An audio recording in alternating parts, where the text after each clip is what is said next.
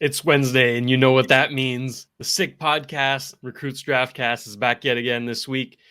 We had the prospect tournament, which is a lot of fun and a lot of stuff to talk about. Grant, as always, we're going to be looking at our Habs prospect of the week, riser of the week. We have a sleeper of the week this week, and prospect of the week. So without further ado, let's get started. Turn up your volume. Because you're about to listen to the Sick Podcast. Recruits Draftcast. And with the first overall selection in the 2023 NHL Draft, the Chicago Blackhawks are very proud to select from the Regina Pats, the Western Hockey League, Connor Bedard. The sickest NHL draft and scouting podcast. It's gonna be sick.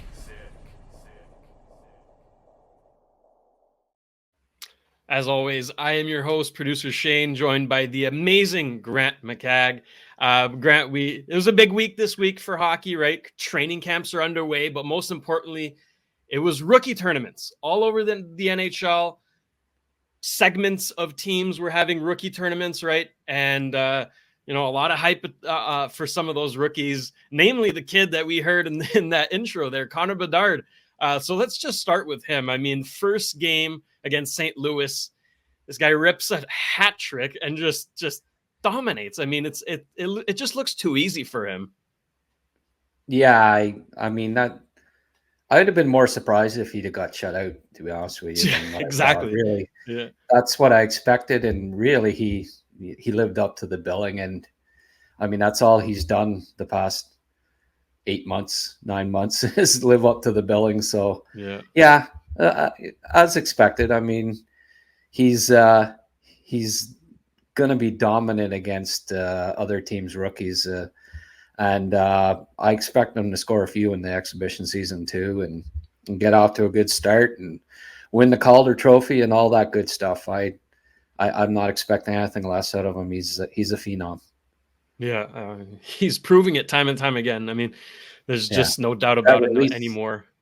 That release is just amazing. Like the way he can bring it into his, he not only controls whether it goes left or right, he controls the height on it with his release. Like I've never seen anything like it. He's just you can tell. Like I don't know if you ever saw that video. It was amazing where it went back to growing up as a kid and it interviewed his dad and stuff, and just the amount of hours that he put into working on his shot all the time.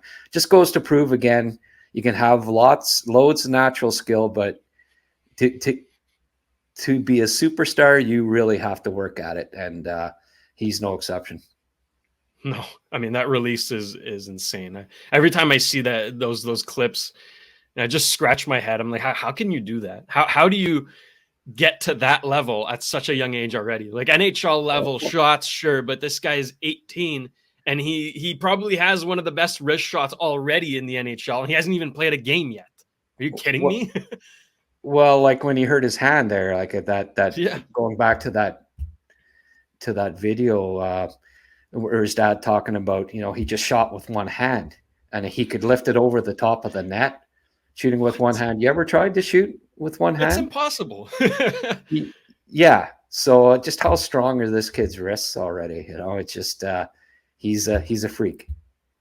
Yeah. For any kid watching, the lesson here is not to break your arm. Okay, don't break your arm. The lesson here is work hard, and good things will happen. Now, another guy that has worked hard and a lot of hype around him is Adam Fantilli. Right? Now, listen, the Columbus Blue Jackets. We can talk about that whole situation if we want, but we need to talk about their prospect pool because it is ridiculous. And Adam Fantilli is the headliner. He's the big boy. Every eyeball is on him. And again, he lived up to the hype. This guy also scored a hat trick. I think he had a 5-point game. Very involved in every prospect game he played. Did he live up to your hype? 3 goals, 2 assists in the game. Yeah, I guess I wasn't expecting 6 points. Like, we settled for 5. We settled for 5. It's funny, going back to how devastated Columbus was when they didn't they didn't end up like, it came down to 3 teams at the draft lottery that, and then Kevin Weeks saying, "Oh, Columbus, you're," we kind of knew ahead of time that they were the third, but because they were devastated because they thought that they had lost the opportunity to pick Fantilli. I mean, that's no disrespect to Leo Carlson. Carlson looked excellent in the rookie camp too. He had a couple of really nice assists and scored a nice goal. So, Anaheim fans are happy, but Columbus fans right now and management is ecstatic. It couldn't be a better fit. Like, I had them in the mock draft. I assumed that Fantilli was going number 2 to Anaheim. So in my mock draft, and I thought long and hard about it, it seemed like with Fantilli gone, Dvorsky was the best fit because they needed a big 2-way all-around center that could look after the defensive end of things as well as provide plenty of offense. And for me, that would have been Dvorsky with Fantilli gone. But that didn't have to happen because Fantilli ended up dropping to him at 3. So it's a perfect fit for them. I think, Gaudreau, Laine, Fantilli will be have all the elements of a top line down the road if that's ends up being their top line. And he's a perfect fit. But go ahead. Yeah, I mean, they'll also have a better coach behind the bench this time around. So, not touching on the Babcock situation, but I just want to point out Pascal Vincent being hired as the Columbus Blue Jackets head coach is fantastic news. All right, this is a coach that is loved and respected by everyone around him that hadn't yet gotten the chance to coach at the NHL level. And now he does. All right. I'm sick and tired of the recycling, that boys club wheel that just goes around and around. Bring in some fresh meat. All right. Pascal Vincent is going to be fantastic in Columbus. I am very happy about that. Something good that comes out of a terrible situation. So Columbus is going to be an exciting team for many years. They've done some tremendous work there. Year check coming up in a bit. Cole Sillinger, Kent Johnson. You can name them all. Really. It's going to be special. So you and I mean, we both followed the tournament that happened in Buffalo more than the others. But before we head into that, is there any other team or player you'd like to touch on? Oh, just, we were discussing before about who we think will start the season with the NHL clubs. Like, obviously Bedard and Fantilli, I mean, I'd be shocked if they don't. That's a lock. What it's looking like is the big 3, the top 3 guys will end up sticking.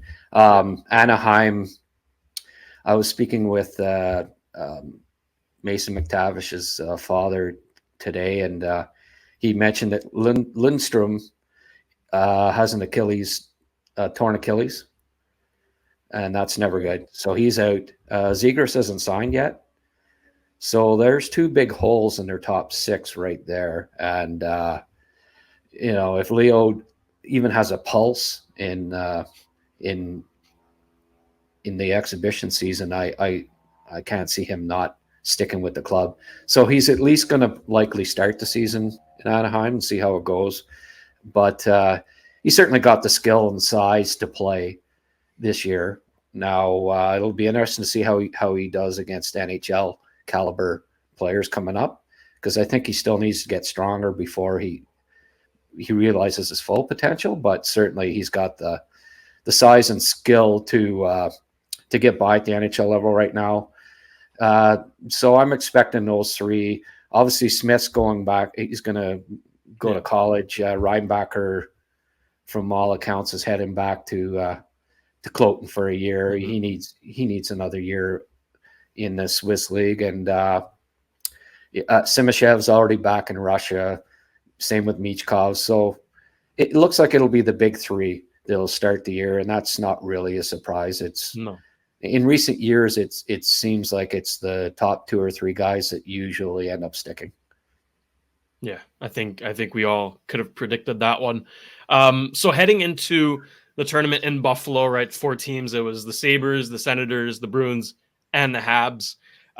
So we'll touch on the Habs in a bit, but looking at Buffalo, Ottawa, and Boston, which players impress you the most?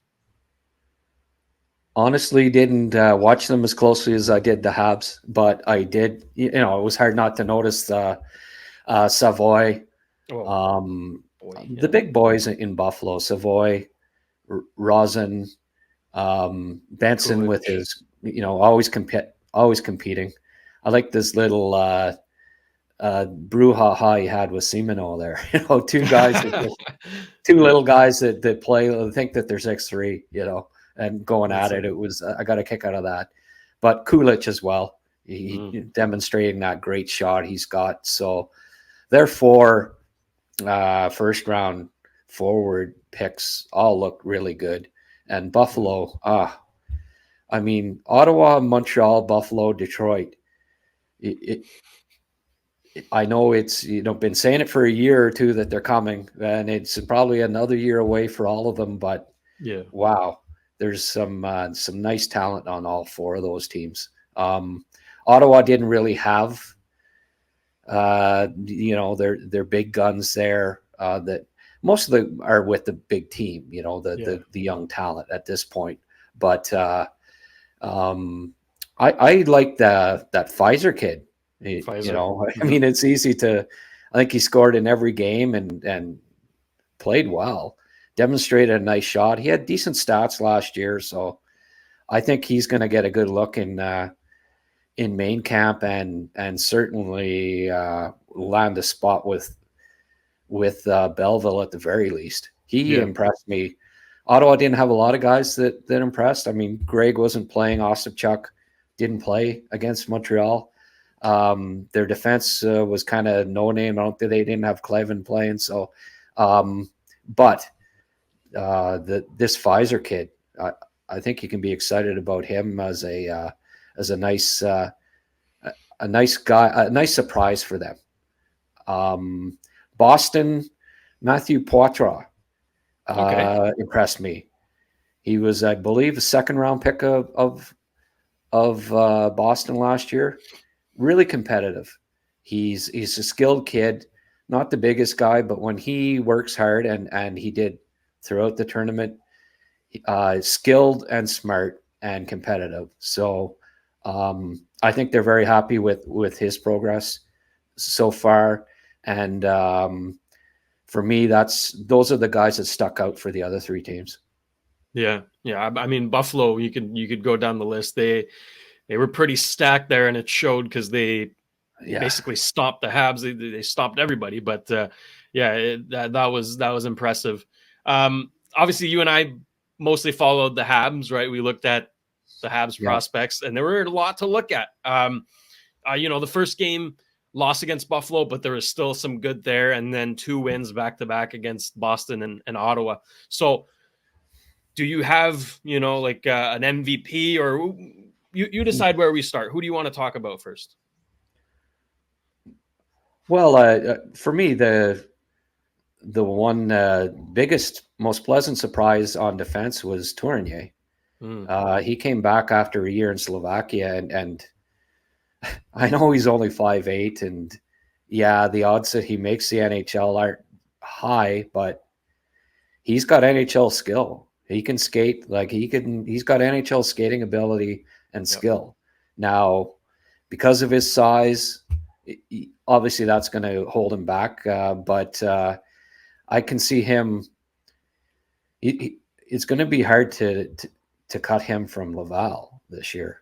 I don't know that they necessarily had him penciled in to start the season, because there's going to be some good depth there. I was looking at it, I was looking at the roster, and Brady Keeper is another guy. When you start getting through the veterans, they brought back Paquette, Bisson. There's a bunch of they're probably 9-10 deep at the Laval level. Now, I'm not sure how big a roster they're going to keep. Are they going to keep 8 or 9 defensemen in Laval? I know they can. I believe they can have larger rosters than NHL clubs, but you don't want kids sitting around too much either. I guess the guys that like the Ortizes and guys like that.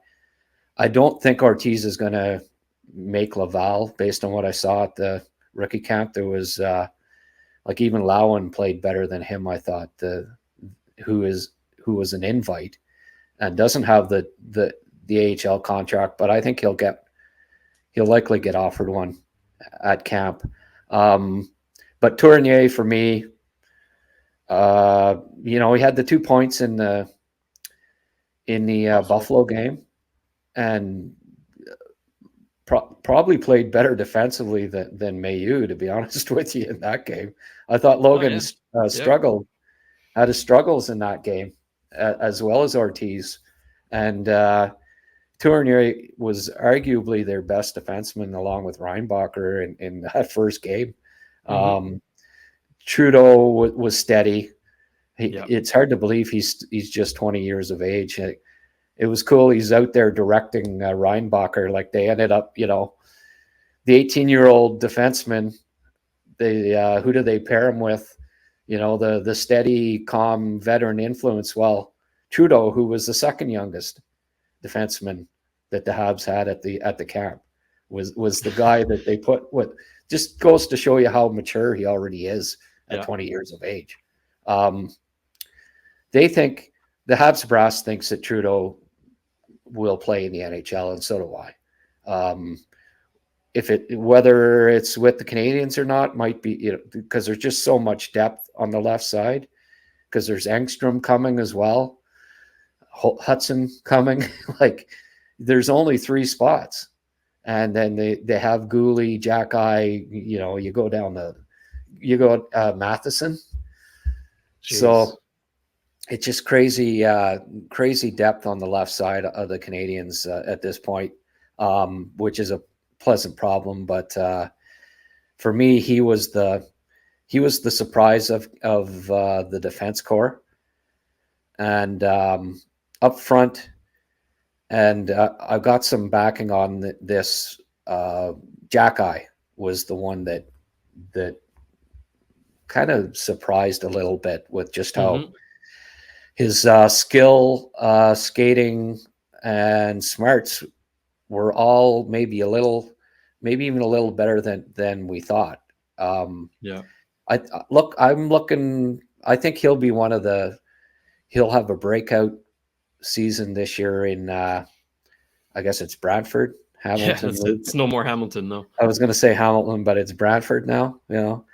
Not saying he's going to be the next Gretzky out of Brantford, but he's and it'll be interesting to see if they play him at center, because at the end of last year he played a fair bit at center. I think he's gonna have a really strong OHL season, and it's looking like where they picked him in the 4th round, considering how tough he is and his size and the other elements that he brings, he's got bottom 2 line potential for sure. And he's jumped ahead of a bunch of guys. Like I'm going to be moving him up my prospect list on the Habs when I update the list over the next week. Yeah, his skating surprised me a lot. I wasn't expecting to move that well. He's a fantastic forechecker. I think we knew that already, but really his biggest strength I noticed is he just got under the skin of Ottawa. Like he really rattled them, because every time he was on the ice, an Ottawa player was going after him, right? And he can actually back that up. Like he can, he can chuck him, right? So that specific skill set is very rare and very useful in the NHL, right? The mental games. Yeah. The Bash brothers, right? Him and Arbor, they could very well do some damage at the pro level. That's going to be fun to watch. A 4th round pick is great value. Your chances are, when you pick a guy in the 4th round, he's not going to make the NHL. So might as well take a swing on a guy who has a different skill set, brings an aspect that most don't. And that's Florian Jack-Eye. So I was pleasantly surprised by him for sure. Funny, like just yeah. as an addendum to that.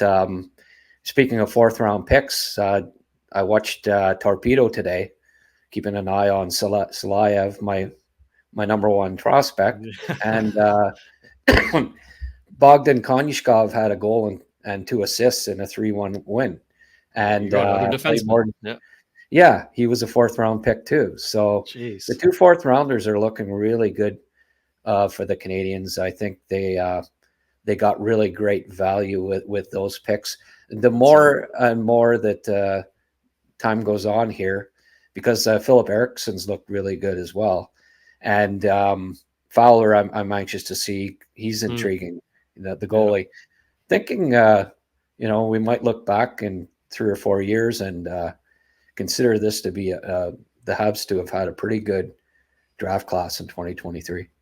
And that's it. I mean, a big differentiator or a big aspect to that would be David Reinbacher, right?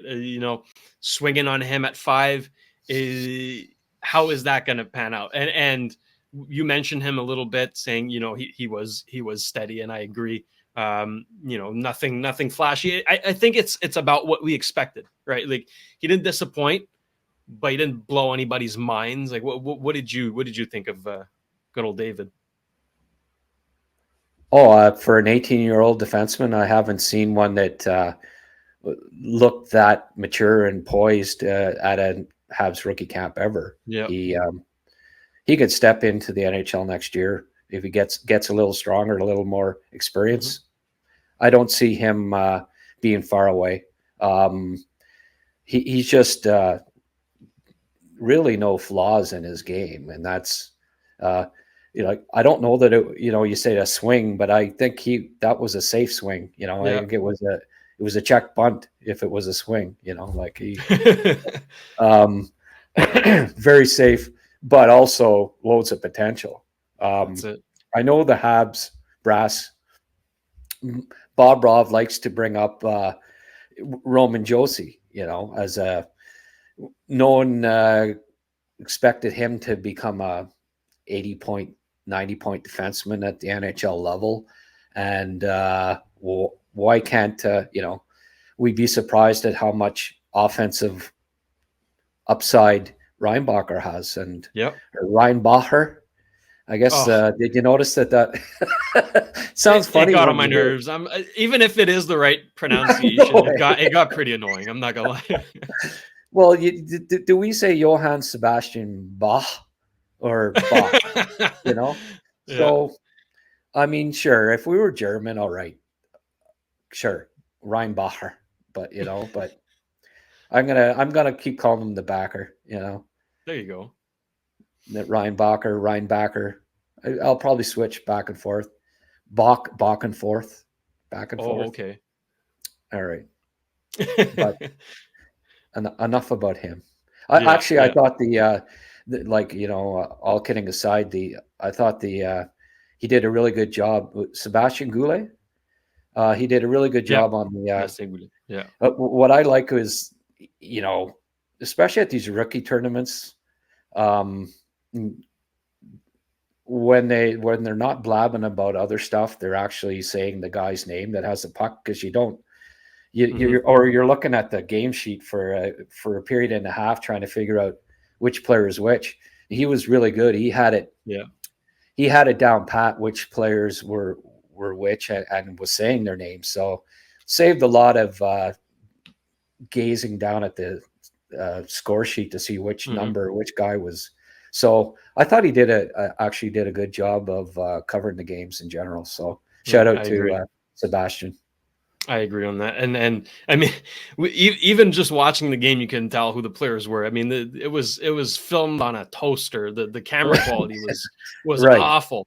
Right. But yeah, no, that's why Sebastien Goulet came in clutch, telling us which player had the puck, because I had no idea.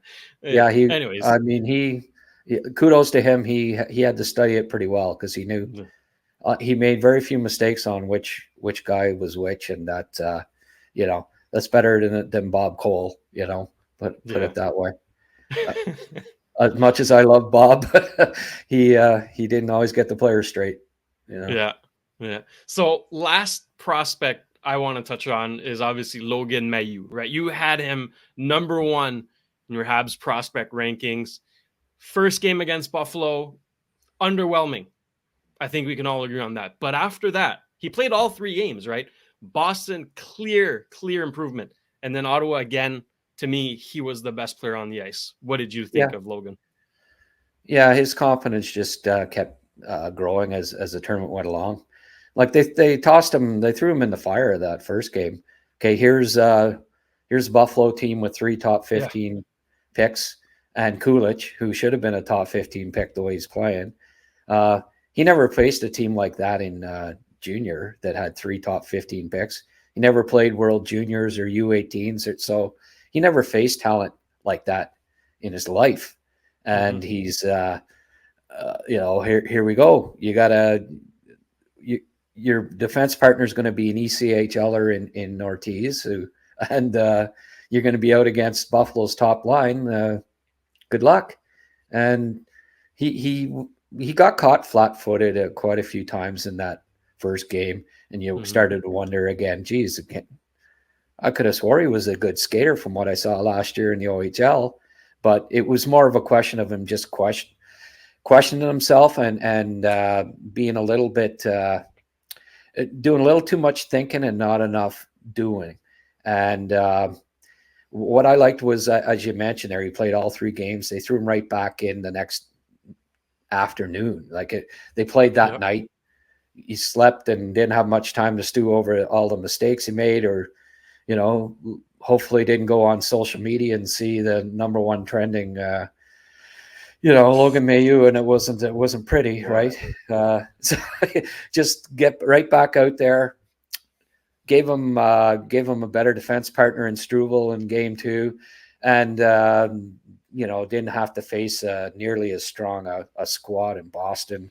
I expected him to be better, and he was. He was a lot better in the second game, and then even better by game 3. So kind of similar to his junior career, really, in that he started out pretty shaky defensively, and by the playoffs last year, he was playing 25 to 30 minutes a game and good at both ends. So I think he's just going to keep improving as the exhibition season goes along.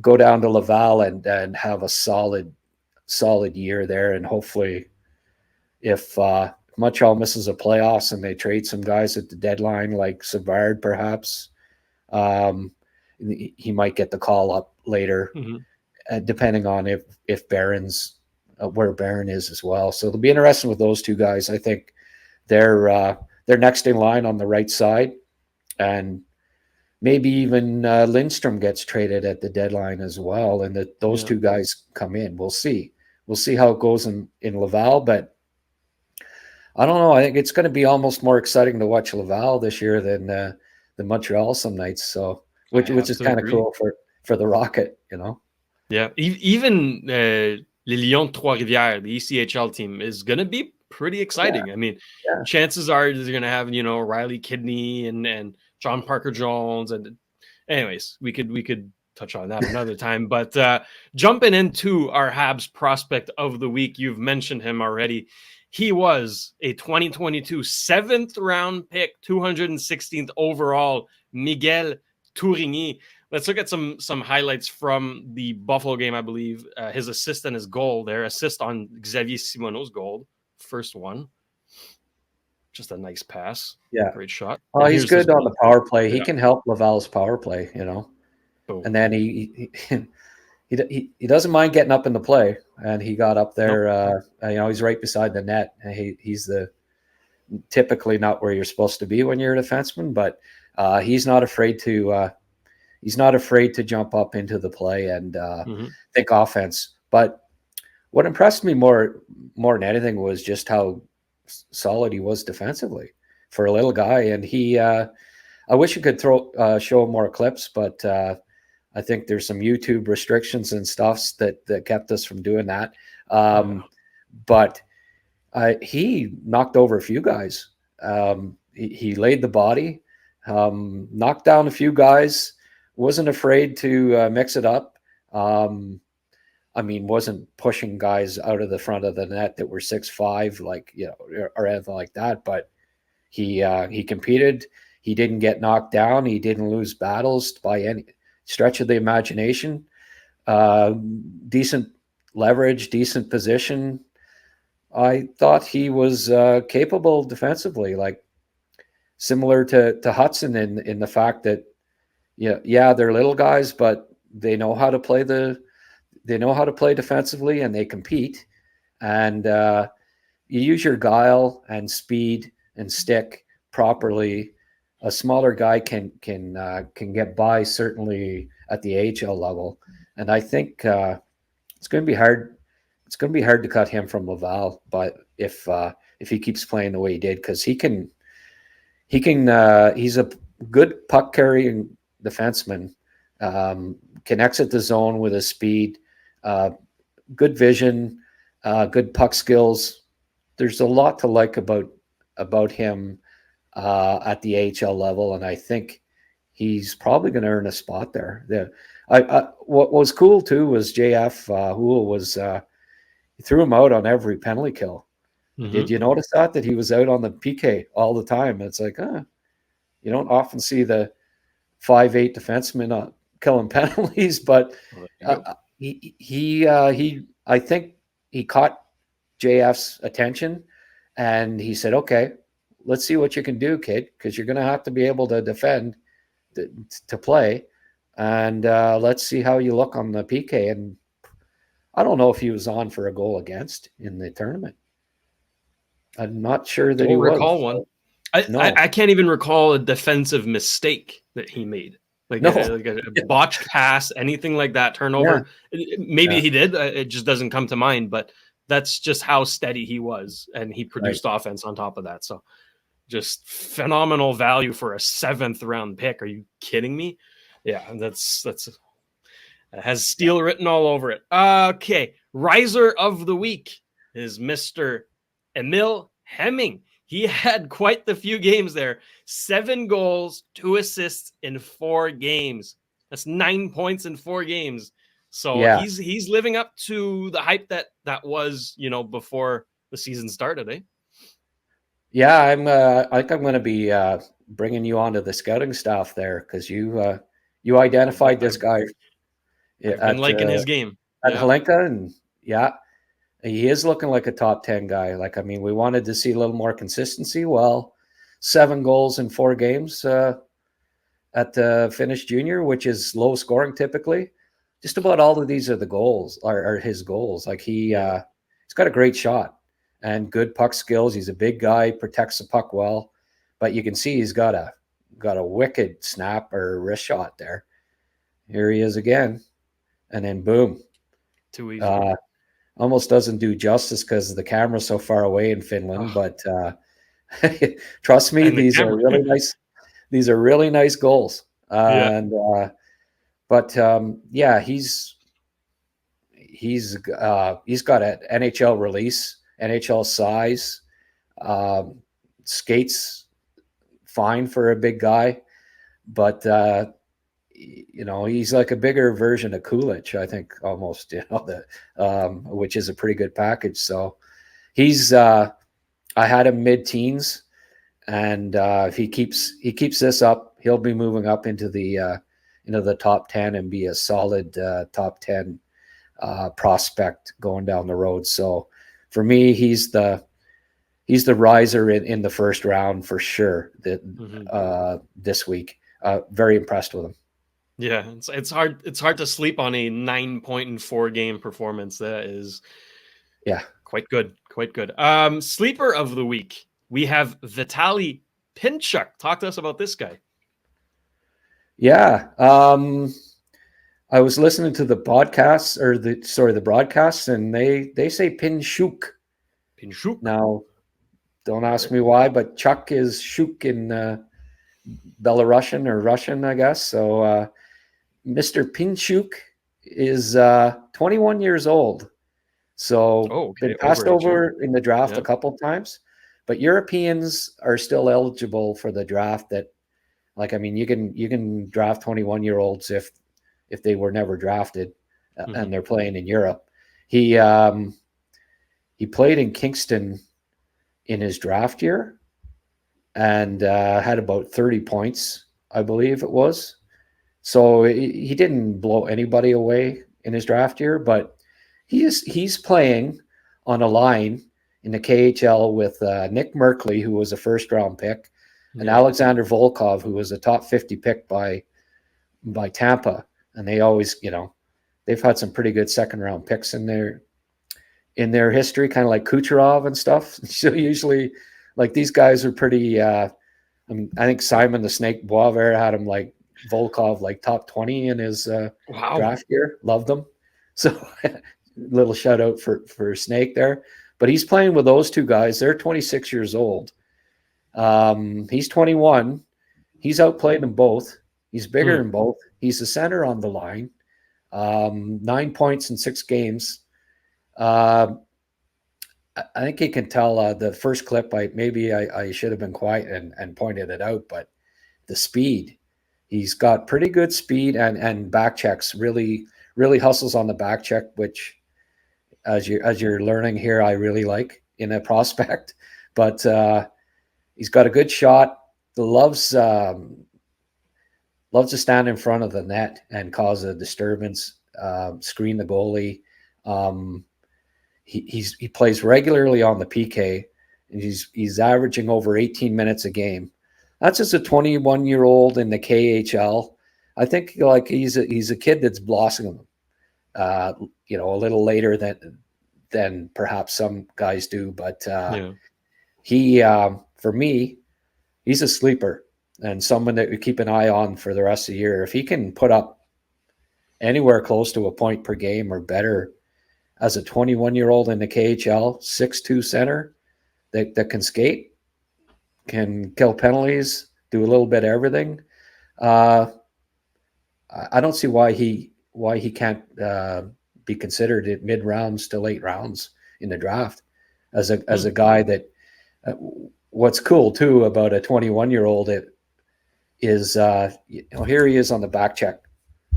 He gets in there and gets back to cover the guy, and he was probably a line behind him at the time. So, I wasn't expecting much. I'm pouring through KHL stats and seeing who had good points per game to start the season, and here's this kid. Oh, well, he's 21 years old. There, another great defensive play by him.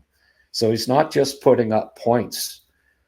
He's playing a sound defensive game at 21 in the KHL, and he also has good vision. There he set up. He should have had 3 points or 4 points in this game.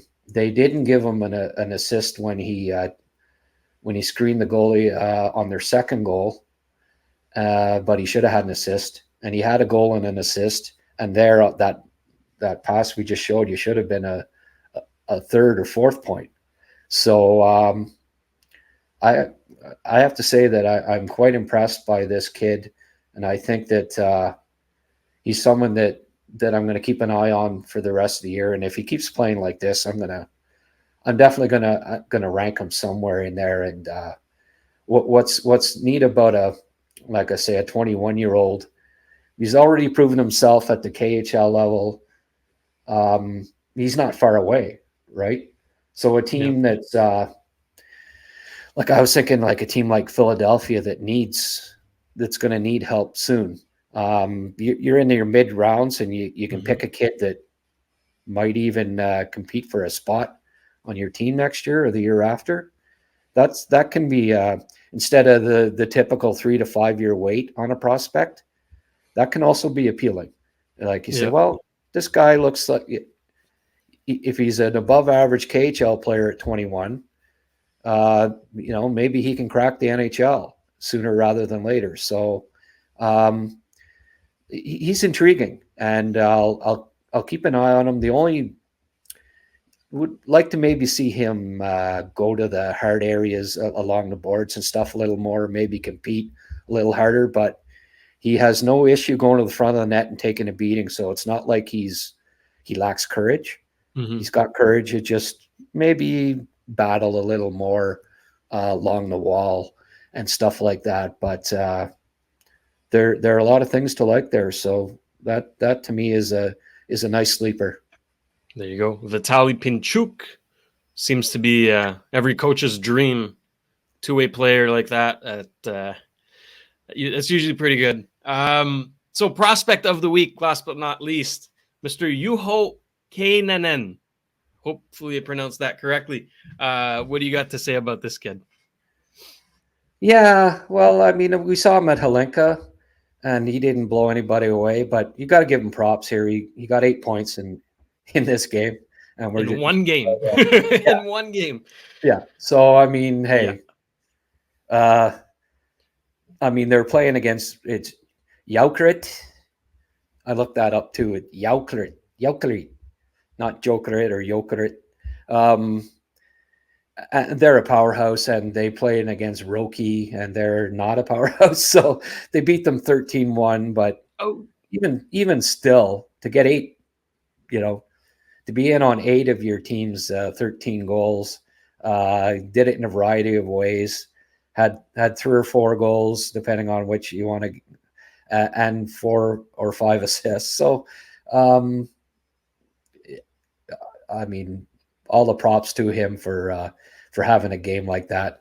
He hasn't had any. I don't think he's had more than a single point in any other games, and he didn't do anything extra special as far as skill wise. Like he's not going to blow you away with his skill.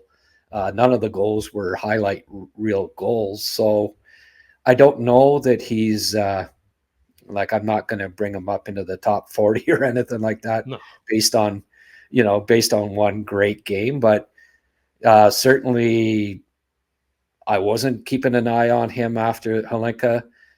But when I looked at the score sheet and saw that he had 8 points, it perked my interest, and I will keep an eye on him the rest of the way. And hey, if he has a couple more 8-point games, he'll end up getting in the rankings there somewhere. So it's another guy to keep an eye on as we go along this year. Yeah, could very well be mentioned in the show once more. That about wraps it up, Grant. We had a busy week, but it's going to get busier. The NHL training camps are underway. The junior seasons are going to be underway. There's going to be lots to talk about prospect-wise. And this is your one-stop shop. This is the place to get all your prospect news. So don't forget to subscribe. We just passed 700. So we're shooting for 1,000 here. So help us, please, people. Greatly appreciate it. And subscribe to, go follow our Twitter page as well, SickPod NHL Draft. I still call it Twitter. It's not X. I refuse. It's Twitter. And with that, also can't forget, go subscribe to recruits.ca, monthly subscription, everything prospect related, everything Habs related. Grant has it all for you. Okay. Don't forget to go check that out. Glad you mentioned that, because I was going to say, hey, you might want to tell them to subscribe to recruits.ca. That's kind of what keeps the it's in the name. Keeps the bread on the table, so to speak. There you go. Anything interesting you can tease coming up? No, I know you released the Logan Mailloux interview. Yeah, that's right. Yeah. Well, no, it's going to be focusing on rookie camp and the start of the junior seasons. And I mean, there's just so much hockey happening now. It's just covered as best I can, both Habs wise and draft wise. So just going to be really busy and loving it. The exhibition season's always fun, and that it's just days away. So the red and white scrimmage has always kind of kicks it off, and that it'll be fun to see that. I'm looking forward to that, and I'm going to try to get down to a game. We'll see, the exhibition game. Certainly the game in Ottawa that they're playing. I guess the last one of the exhibition seasons in Ottawa. I'm going to have a chat with the gang there with the Habs and see if they can't get me on the list and get out to that one. So that'll be fun. Awesome. Well, I'm excited, Grant. It's ramping up, and the show is going to ramp up as well, right? We're relying on them for content, and they're going to give us plenty. So with that, thank you for tuning in again, and we will see you next Wednesday. And that's a wrap. Hope you don't miss us too much until next time. Follow the Sick Podcast, Recruits Draftcast on YouTube, Facebook, Google Play, and Apple Podcasts.